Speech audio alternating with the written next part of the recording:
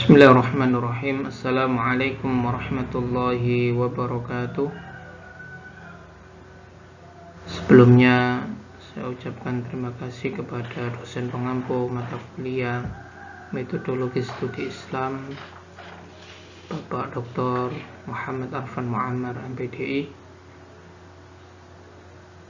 serta sahabat-sahabatku mahasiswa pasca sarjana Universitas Muhammadiyah Surabaya. Saya Rafiq, nomor induk mahasiswa 2020-255-0036, akan menyampaikan makalah tentang historisitas dalam kajian Islam perspektif ijtihad Muhammad Arfan. Di sini saya akan membagi bahasan. Yang pertama pendahuluan, yang kedua biografi Muhammad Arfan, yang ketiga kajian historis Muhammad Arfan, yang keempat keterkaitan teks dengan historisitas, yang kelima penutup. Baik, pada bagian pendahuluan ini saya akan menjelaskan bahwasanya seperti yang dikatakan oleh Prof. Amin Abdullah di dalam bukunya Metodologi Studi Islam. Beliau berkata, untuk menghindari kerancuan dalam memasuki awal studi Islam, ada 3 hal yang saling adanya keterkaitan dalam rangka menyambut peradaban global, yaitu yang pertama ulum al-ad-din, yaitu ilmu-ilmu agama. Yang kedua al-fikr al-islam, pemikiran Islam. Yang ketiga dirasat al-islamiyah atau studi Islam.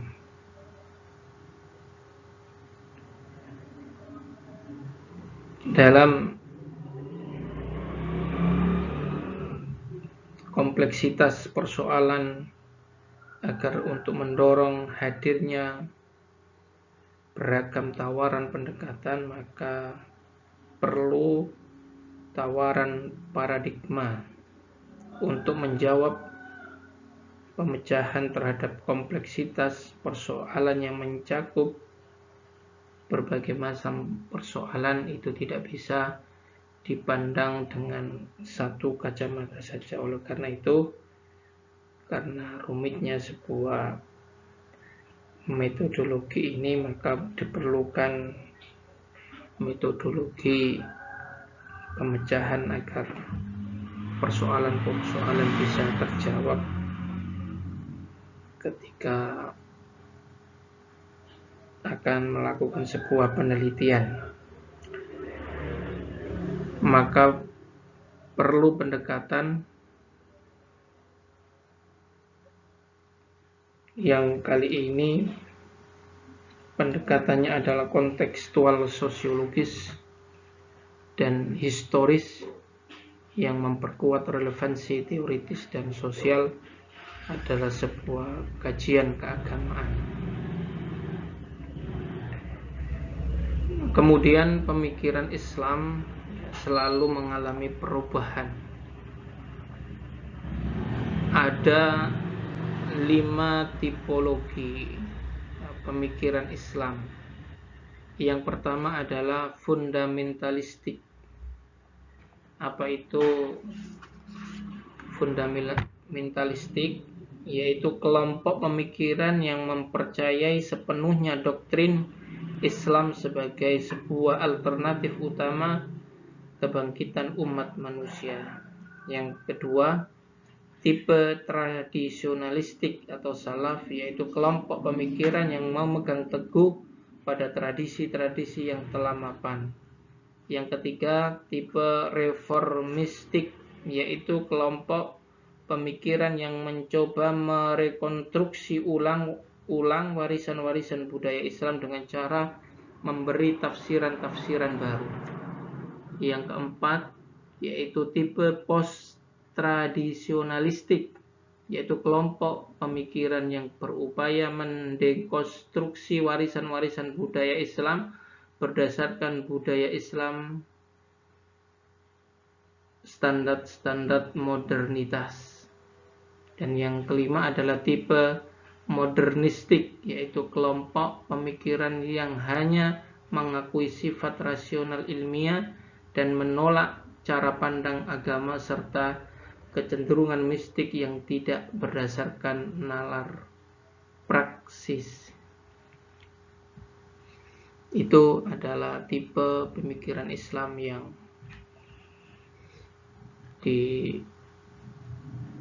perlu kita pahami bersama. Dalam hal ini, Arkon yang termasuk tipe post-tradisionalistik menyatakan bahwa masyarakat muslim dewasa ini dikuasai oleh nalar Islami yang memiliki karakter logosentris. Itu bisa dilihat dengan ciri-ciri, diantaranya adalah nalar yang bertugas untuk mengenali kembali kebenaran telah menjadi sempit.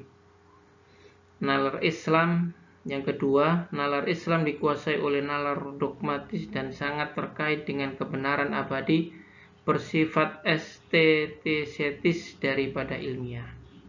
Yang ketiga, nalar hanya bertitik tolak dari rumusan-rumusan umum dan menggunakan metode analogi, implikasi, dan oposisi. Yang keempat, data-data empiris digunakan secara sederhana dan terus dikaitkan dengan kebenaran transendental. Yang kelima, pemikiran Islam cenderung menutup diri dan tidak melihat aspek sejarah sosial, budaya, dan etnik. Dan yang terakhir, pemikiran Islam lebih mementingkan suatu wacana yang lahir di dalam ruang bahasa dan cenderung mengulang-ulang sesuatu yang lama. Ini ya pandangan Arkon tentang masyarakat muslim dewasa ini yang memiliki karakter logosentris tadi. Kemudian pada bagian ini adalah membicarakan masalah biografi Muhammad Arkon. Beliau lahir 1 Februari 1928 Masehi di Tauriti Mimaun, Kabalia, Aljazair. Masa muda beliau sudah sangat intens dengan 3 bahasa, yaitu bahasa Kabalia, Perancis, dan bahasa Arab.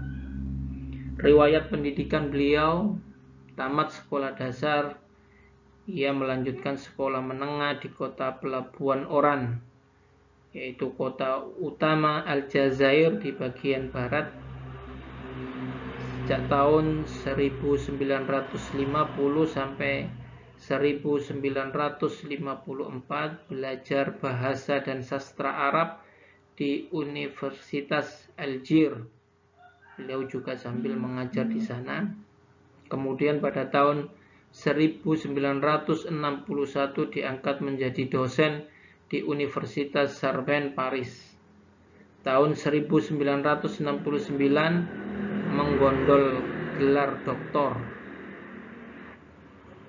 Tahun 1970 sampai 1972 beliau menjadi dosen di Universitas Lyon, kota yang terkenal di Prancis.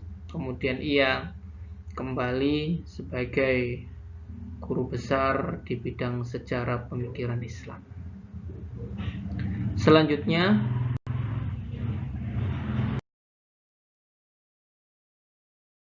pada pembahasan materi kajian historis Muhammad Arkon.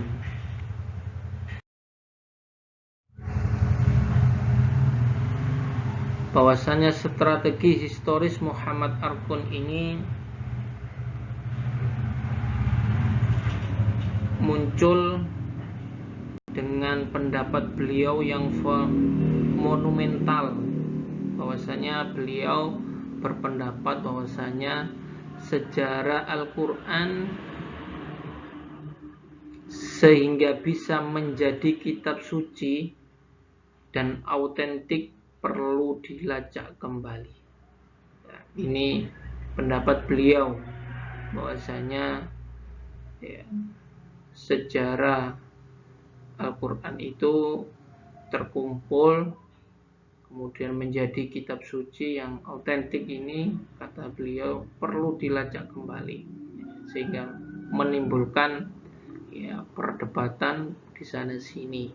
Ini pendapat beliau yang sangat monumental.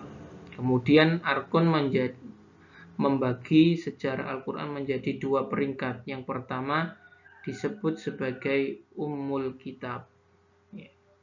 Yang kedua yaitu berbagai kitab termasuk Bible dan Al-Quran. Tentang konsep historisitas, Arkun mengatakan bahwa pendekatan historis sekalipun berasal dari Barat, namun tidak hanya sesuai dengan warisan budaya Barat saja, pendekatan tersebut dapat ditetapkan pada semua sejarah umat manusia dan bahkan tidak ada jalan lain dalam menafsirkan wahyu kecuali menghubungkan dengan konteks historis. Bagi Arkun, pemahaman baru terhadap historitas adalah adanya kita berpikir dan menganalisis secara tepat dengan kajian teologi dan rasionalitas. Maka dua konsep pemikiran Arkun yang liberal, yaitu dekonstruksi dan historitas, telah menjadi paradigma baru tentang hakikat teks Al-Quran.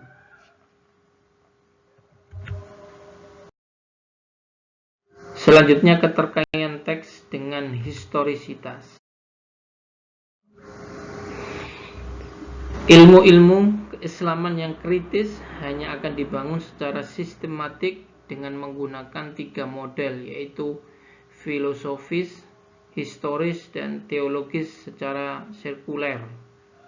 Yang kedua, bangunan ilmu-ilmu keislaman dihubungkan dengan wacana filsafat ilmu dan sosiologi ilmu pengetahuan harus mempertimbangkan penggunaan sebuah pendekatan dengan tiga dimensi. Yang pertama, pendekatan yang berunsur linguistik historis. Yang kedua, teologis filosofis. Yang ketiga, sosiologis antropologis.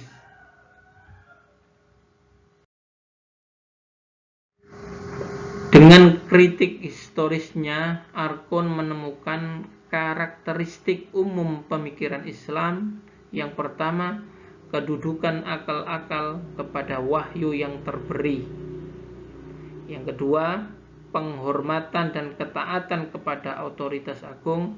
Dan yang ketiga, akal beroperasi dengan cara pandang tertentu terhadap alam semesta.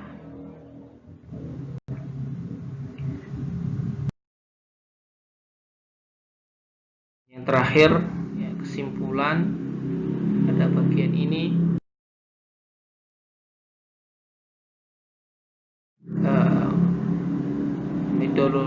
metodologi studi Islam yang digagas oleh Arkun bisa disimpulkan bahwasanya yang pertama, mengkaji teks melalui pendekatan yang multidisiplin sehingga dapat menetapkan makna yang dikehendaki oleh teks.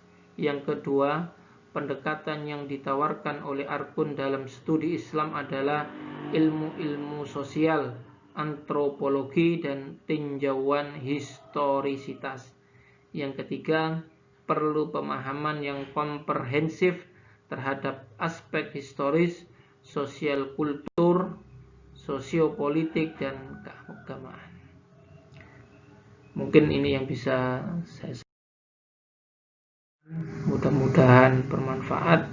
Kurang lebihnya mohon maaf kalau ada hal yang kurang jelas, mungkin bisa kita diskusikan bersama. Tentu saya mengharapkan bimbingan dari dosen pengampu, yaitu Bapak Dr. Muhammad Arfan Muammar. Terima kasih. Jazakumullah khairan katsiran. Assalamualaikum warahmatullahi wabarakatuh.